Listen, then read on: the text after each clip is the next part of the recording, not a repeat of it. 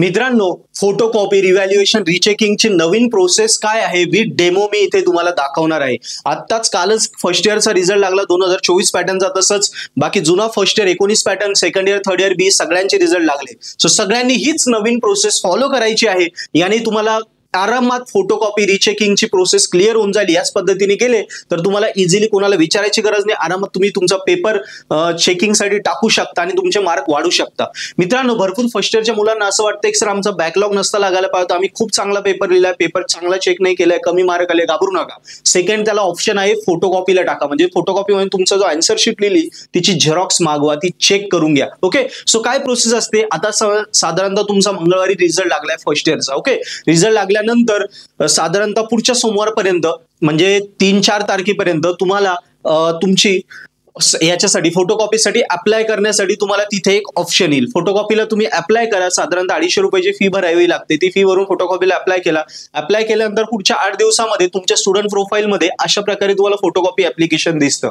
So 8 दिवसामध्ये तुमचे जे आन्सर शीट आहे त्याची झेरॉक्स म्हणजे सॉफ्ट कॉपी तुमच्या स्टुडंट प्रोफाईलला आलेली असते, ती पहिल्यांदा डाउनलोड करून घ्यायची. ओके, फोटोकॉपी डाउनलोड केली तर त्याच्यानंतर काय असते, झेरॉक्स काढा आणि आपल्या सब्जेक्ट टीचरकडून चेक करून घ्या. सब्जेक्ट टीचर तुम्हाला सांगतील की हा तुला इथे मार्क दिले नाही समजा, किंवा इथे कमी मार्क दिले, इथे चुकीचे चेक झाले, मार्कांची चूक, ऍडिशन चुकीचे काय असेल ते, किंवा काहीच नाही सगळं बरोबर आहे, तू फोटोकॉपीला पुढे रिचेकिंगला रिव्हॅल्युएशनला टाक की नको हे टीचरशी डिस्कस करून घ्यायचं.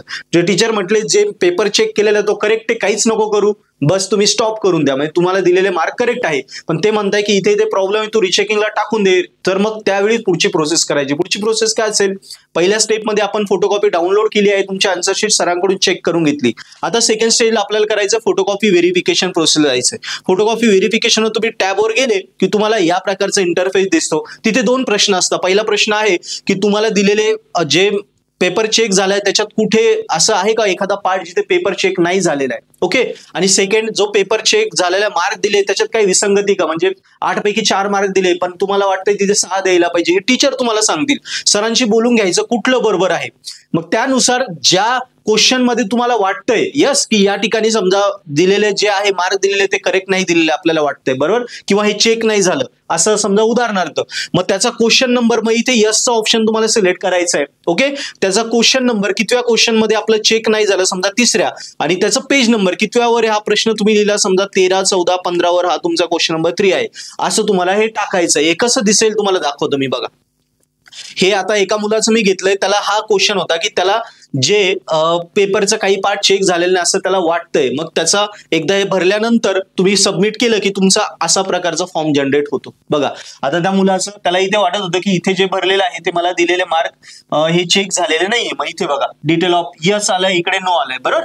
क्वेश्चन नंबर किती, तो 7, त्याचा तो क्वेश्चन नंबर 7 कुठे, पेज नंबर 12, 13, 14, 15, 16, 17 वर त्याच्या सोल्युशन पेपर मध्ये हे त्यांनी दिलंय. अशा प्रकारचा हा फॉर्म तुमचा जनरेट होतो. मग या फॉर्मची पण एक प्रिंट काढायची. आता 2 प्रिंट झाल्या, एक आपलं आन्सर शीटची प्रिंट आणि सेकंड एक्झाम फॉर्मची प्रिंट. या दोन्ही प्रिंट घ्यायच्या आणि पुढची प्रोसेस काय करायची बघा, पुन्हा इकडे यायचं. आता अप्लाय फॉर रिव्हॅल्युएशन या प्रोसेसला करायचं. ओके, इथे या टॅबवर गेले की नंतर तुम्हाला 280 रुपयाच्या आसपास फीस पेड करायची. ती फीस पेड केली तुमची का बस, मग ही तुमची सोल्युशनची कॉपी आणि तुमचा जो आता मी फॉर्म दाखवला तो फॉर्म दोन्ही अटॅच करायचे आणि एक्झाम सेक्शन मध्ये तुम्हाला जमा करायचे. एक्झाम सेक्शन मध्ये जमा केल्यानंतर प्रोसेस संपत नाही, तिथेच मेन प्रोसेस आहे. तिथे गेल्यानंतर तिथे कॉलेजेसकडे तुम्ही फीस पेड केल्यानंतर कॉलेजेसला एक्झाम सेक्शन मध्ये तिथे दिसतं की तुम्ही फीस पेड केली की नाही, पण त्यांच्याकडे अप्रुव्हलला येतं की या मुलाचं अप्रूव्ह करायचे की नाही. मग तुम्ही सांगायचं की सर मी फीस पेड केली आहे, हे माझे दोन्ही फॉर्म आहे, एक सोल्युशन पेपर आणि माझा तो फॉर्म दाखवला मी तो फॉर्म, आणि माझं अप्रुव्हल द्या. जर त्यांनी अप्रुव्हल केलं तरच युनिव्हर्सिटीत तुमचा पेपर चेक होईल.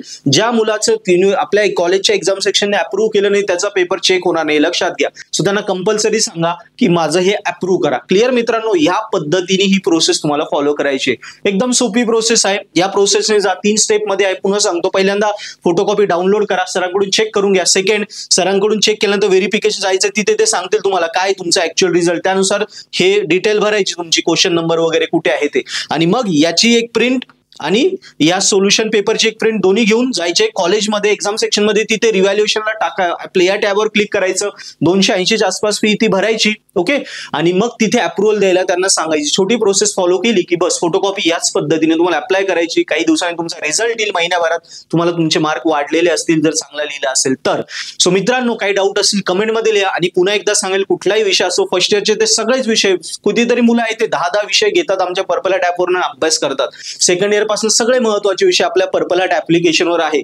सो पुस्तक वगैरे कॉलेजमध्ये समजत नाहीये, टेन्शन घेऊ नका. आपल्या ॲप डाउनलोड करा, पर्पल हॅट ॲप, त्याच्यावरनं तुम्ही अभ्यासाला लागा. सगळं स्टडी मटेरियल तिथे. टीचरचं समजत नाही कॉलेजेसमध्ये, आपले बेस्ट टीचर मराठी हिंदीत शिकवता, इंग्लिशचं टेन्शन नाही. पुस्तकात समजत नाही, टफ लँग्वेज, रेफरन्स बुकचा विषयच नाही, तिथे एकदम इझी एक्झाम ओरिएंटेड नोट्स आहे, IMP क्वेश्चन आहे, क्वेश्चन बँक आहे, सॉल्व पेपर आहे, त्याचं एक्सप्लेनेशन आहे, सगळं तिथेच दिलंय. तेवढंच करायचं, कुणाला भेटायचं नाही. तेवढंच केलं तुम्ही वर्गात पहिले येशाल. कितीतरी मुलं इथे 100 मार्क पाडतात. मी मागच्या एका याच्यात मी रिझल्ट पण दाखवले होते. तुम्ही सुद्धा वर्गात पहिले येणार. सो नक्की पर्पल हॅट ॲप्लिकेशन डाउनलोड करा, फ्री लेक्चर्स बघा, फ्री कॉन्टेंट बघा, आवडलं नक्की सबस्क्राईब करा आणि वर्गात पहिले या. Yes, thank you.